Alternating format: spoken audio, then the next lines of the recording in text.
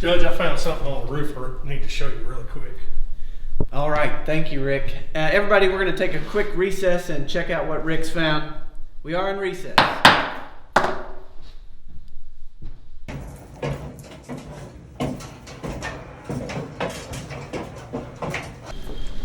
Hey, Rick, where are you taking me? Up to the clock tower.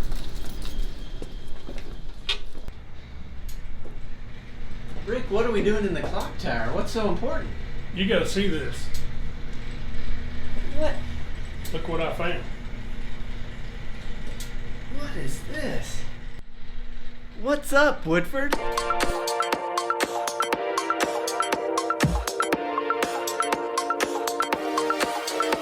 What's up, Woodford? What's up, Woodford? Corey here. And Emily.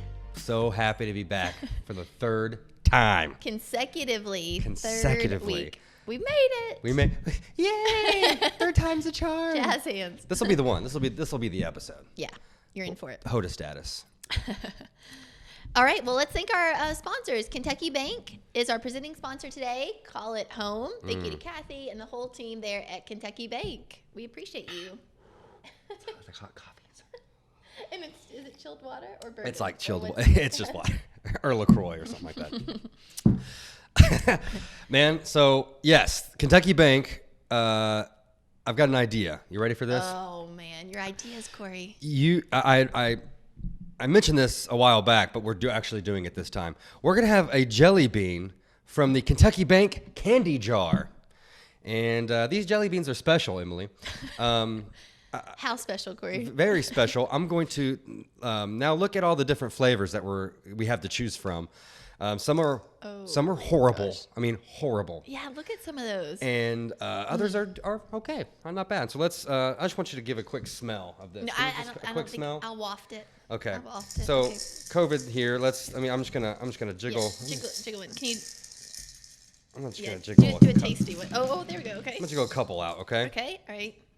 All right. You got yours. This guy looks tasty. I don't know. I'll just do the white one here. Okay. I don't know. I'm worried. All right. Here we go. Ready? Here we Bottoms go. up. Uh huh. Oh my God. I 100% have toothpaste. There is Colgate and Crest written all over. I really don't think I'm gonna stomach it. I'm shaking. Drink some water. I'm shaking. I have no idea how to describe this. What do you It's think? rancid. You know what it is? I think it's the milk one. Oh, I think it's spoiled milk. I'm dying, you all. Oh, I'm so glad I'm that trying not to like dry heave on this show right now, or cough because that's a no-no. my breath smells really fresh. Mine's toothpaste. I'm sweating. I'm sweating. Let's figure it out. I swear to you, spoiled milk. I think it's spoiled gosh. milk. Oh, that's terrible. I can't believe they make these What was things. what was yours? What was your color? Green and Oh, toothpaste. Yeah. I think it was a toothpaste.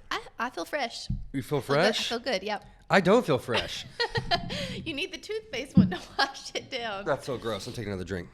Go ahead. Okay. Okay, What are we doing? What are we actually What is doing? next? We're off course. There is more content here, more substance to us than just that. I promise you all. And this week we are covering everything you need to know about the election season. There are more dates, extended hours, more ways to vote, and some different changes in the system itself. So we met with County Clerk Sandy Jones, and she's going to tell you all about it. Take a look. What's up, Woodford? This is Emily Downey. I'm here at the Woodford County Courthouse today, joined by County Clerk Miss Sandy Jones. Sandy is the official elections administrator for our county, and she has some great information on this election season. So, Sandy, what can voters expect this season? Well, I'm so happy that you've had me here with you today. Thank you for inviting me. I've had numerous questions about exactly how do you go about in-house voting. So we're going to start there. We will be coming in. You'll be asked to park over on the sheriff's side of the courthouse, so that's kind of why we've started here. You will have ample parking here. You can use the handicap ramp if you need to come in. It is accessible for anyone who wants to come inside. When you do get inside, you will be very carefully guarded under all of the CDC guidelines. We'll make sure that your temperature is taken when you do come in. You will be asked to wear a mask. We will have our mask on as well. You'll be given a glove, so when you use the e-poll book and you are checking in as a voter, you won't be touching anything that anyone else has touched. You're going to be given a pen that you will take with you, or you can throw it away as you cast your ballot. Then you'll be asked to go out the front door. So we have a separate ingress and egress as you come in and out. You won't be passing any other voters, and we're going to make it as safe as possible for you when you come in to vote. That's incredible. You guys have really thought of everything. Would you like to take us inside and show us how it works? Sure. Thank you. So now we're inside of the courthouse where you actually come in and vote, and I see a shiny new ballot box over to my left. Miss Sandy, can you tell us a little bit about the ballot process and maybe where another one might be going? Sure. If you are a voter who has applied for an absentee ballot, you can either mail it in or you can drop it in one of the two boxes that we're going to have. As you can see here in the sheriff's office, you step right inside of the door. We have 3 keys. We're very secure. You'll press this and insert your ballot, and it is there securely to be emptied every day. Each one of these ballots will be taken downstairs in the processing center, where I'll show you exactly what happens once we pick them up from you. The other one will be located in Midway, but we're not sure where the location is at this point. But this is the drop box. When you hear us make reference to the ballot drop box, this is exactly what we're talking about. So now we're in the basement of the courthouse in the processing center. Miss Sandy, can you tell us why we're actually allowed in here this year? Yes. The ballots have not been delivered at this point. Hopefully we will have those sometime next week. They're still being printed at this point. So by us not having the ballots here, it is perfectly permissible for you all to come in here with me today. It is locked at all times. As you can see, we have all of our voting machines over here that our vendor just set yesterday. So they are ready to go at this point. What you see here set up is all based on how we were required to abide by the emergency order. That was a bipartisan order drafted by our Secretary of State, our governor, and our State Board of Elections. So in this process of speaking of our mail-in ballots, how we go about doing this is a rather in-depth process. When you go online and you order your absentee ballot, that portal is used that it automatically gives us a label that will have your name on it. So that label is delivered to us by overnight delivery the next day. We get that ballot down here and match it with your ballot in all of the parts of it that I'm going to show you how you're going to receive it. And that ballot is over here scanned. So we record the exact date based on this barcode that is on your label as to when it was received, when it went out. And also, when you mail it back, we scan that same barcode again, and it's handled over on the other end of the room, and that's the receiving end. So we've separated this just as a manufacturing plant. Here's where we put it all together. We put your ballot together and all of the pieces. It's scanned to record exactly the date that we do it, and on this end, on the incoming end, it's recorded as to when we take it in. So this intelligent bar that's now on your ballot is going to be like a tracking mechanism. So you can use the website on the Secretary of State's site or the State Board of Election and track it just like it would be an overnight delivery package. So you can tell exactly when it was received and when we get it back and that it was counted. So the mystery out there of whether or not my ballot has been received and it has been counted is pretty much all answered just in that one little scan that we do, and you're following up on it to see exactly where it is. I think that'll relieve a lot of people's apprehension that maybe we didn't get it back. So this is what happens when you do mail it back. The other portion of it is if you decide that you would rather drop it off in the box, we still bring it down here and we process it exactly the same, whether it comes to us from the U.S. Post System or if it's dropped in the box. We still do exactly the same process on the ingoing and the outcoming coming in back in. I love to hear that thorough, secure process. Can you tell us a little bit about the ballot so we can make sure that everything is done properly and that it's going to be counted? Absolutely. The ballot, the labels that I was talking to you about, You're going to see your first label here, and this is going to have your name on it here. It will have the embedded barcode on here that will have information in there that's very valuable to us as we're scanning it. When you get this label, this is the envelope that's going to be inside. Please note that I have marked this clearly, that this bright pink area here is where you're going to be signing it. This is all of your information here that's going to have another one of these labels here. The postage is prepaid, so you're going to mail it back to us in this envelope. The first one is going to be put aside. This is your outer envelope now. Now this is the security envelope, and this is the same information that we had on the other two labels will be right here to tell us exactly who you are. I've marked it once again to show you that you need to sign here as well. You've got 2 signatures that are required.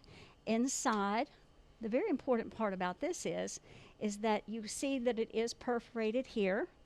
On the inside, it has adhesive here. So you're going to get your ballot out. Your ballot will be inside of this portion. Here's the sample ballot that I pulled out from our primary election. This is the instruction sheet that's going to be around encasing your ballot inside. So take all of this out. Take your time to read through this. And the only thing that is different about this instruction sheet that hasn't been changed is that it doesn't mention that we have a drop box, but you can still mail it in your postage paid envelope. So you're going to put that aside, mark your ballot, put it inside the security, and you're going to make sure that you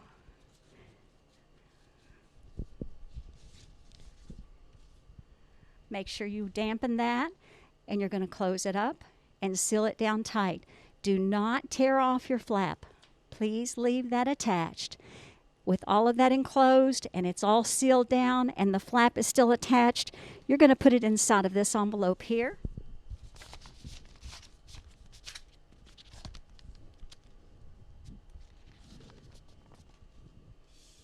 Seal it up. Don't worry about your postage, and either put it into the mailbox or drop it in the drop box and send it back to us.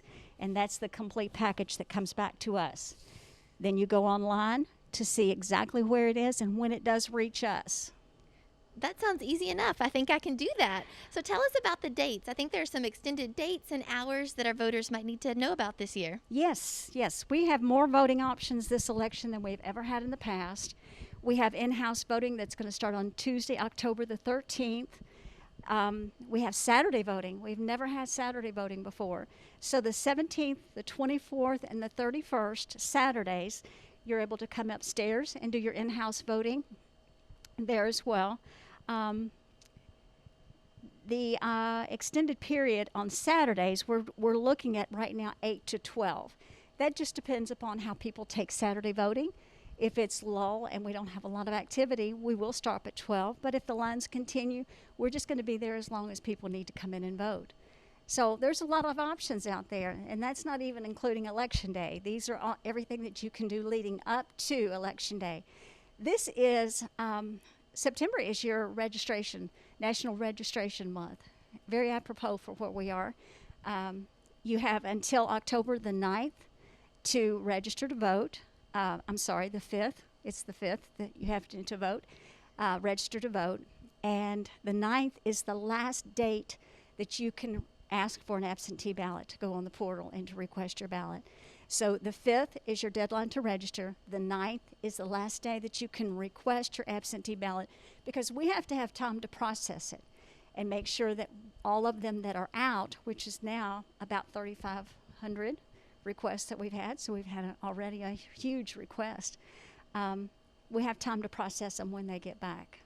Perfect. And then day of, Election Day, if they want to come on site, there's that option as well, right? Yes, we have in-house voting. This is going to be set up just like all of the other elections that we've had. We will have the 2 Republicans and 2 Democrats there as any other precinct when you come in to vote. 6A to 6P, we're going to be at Falling Springs.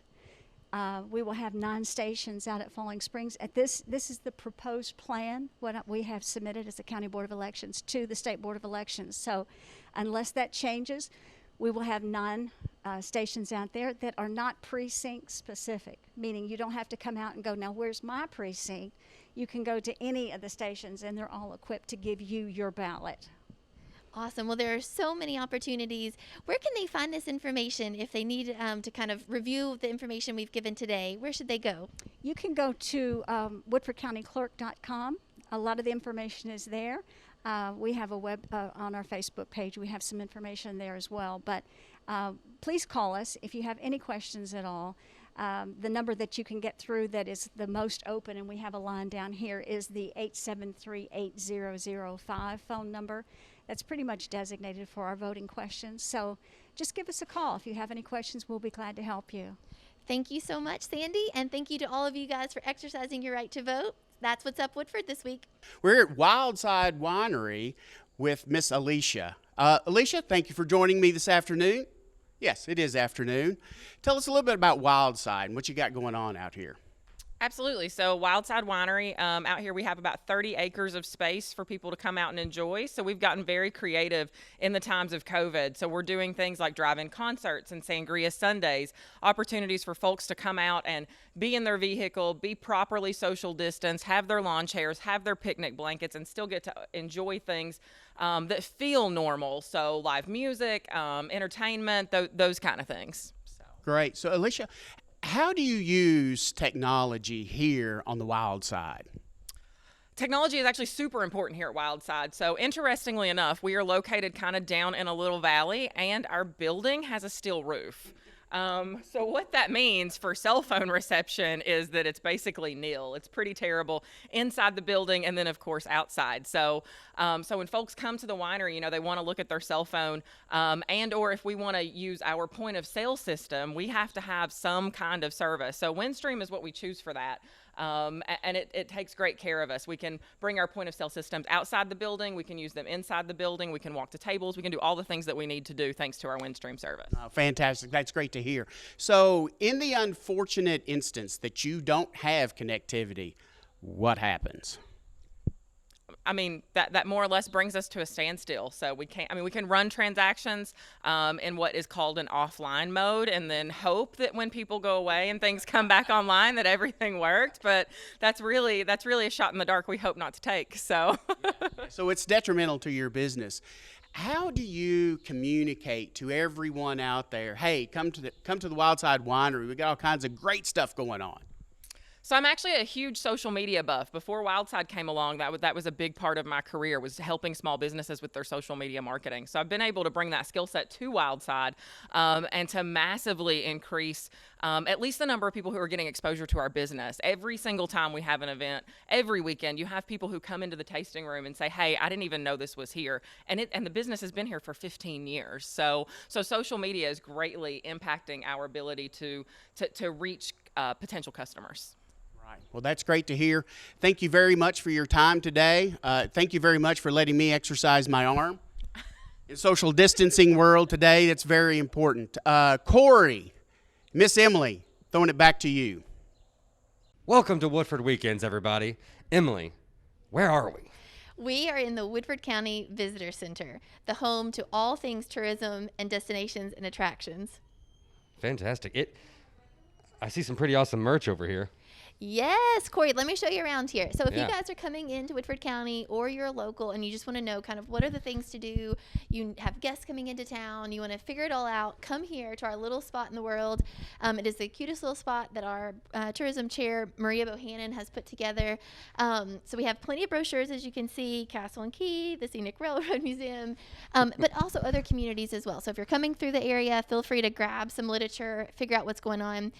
We have our boards up here. Those are for our getaways. So if you're looking for something fun to do, whether that's a girls getaway, a guys getaway, a couples getaway, or a family getaway, we have full itineraries that you can go just down the list and check it all off, or you can kind of create your own out of our ideas. So there's tons to do in Woodford County, whether it be an outing like at Eckert's Orchard to a distillery or horse farm tour, whatever it may be, make your staycation or your vacation right here. I like staycation. I have to do that a lot. I got a Yes. 5-year-old, so, well, And you it's know. COVID, it's the best time to just kind of not go far, but still have a good time. I've got my eye on the guys getaway over here. There's some really cool spots. Yes. Taste local brews at at the new Versailles Brewing Company. I like some brews. Brews are good. And you can see them being brewed. They have a master brewer, so it's a really cool atmosphere there. They usually have a local artist, Stephen Sawyer, doing some live art. They have live music from time to time.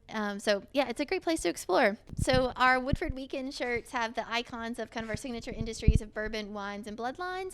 And then Kentucky Hug is a saying in the bourbon industry. When you take that first glass of bourbon, it kind of warms you up. A Kentucky Hug. So nice. One size fits all, too. That's right. Kentucky they'll just grab a hold of you. And same with those jersey tees. They are so soft. We have men's fit, regular fit, women's fit, V-neck, gray, blue, all the colors, all the things. And we have some cool videos too. So if you're ever looking to kind of see that come to life, Cory and his team with Kentucky Creative have helped us come up with these videos. The Woodford Trail. The Woodford Trail. Hop on the trail. Yeah, that's there's a ton of content there to go see. I mean, it's all about Woodford. So that's Woodford tourism. So it's everything to do if you're looking if you need a little bit of visual. Absolutely. And we have passports for both horse country and bourbon trail here as well. So by all means, we are your one-stop shop for everything tourism related. Fantastic. That's it. Let's see some out and about. Where are we going? All right. Today we are going to McDonald's. Oh, Mickey D's, please. Stay tuned. What's up, Woodford? What's up, Woodford?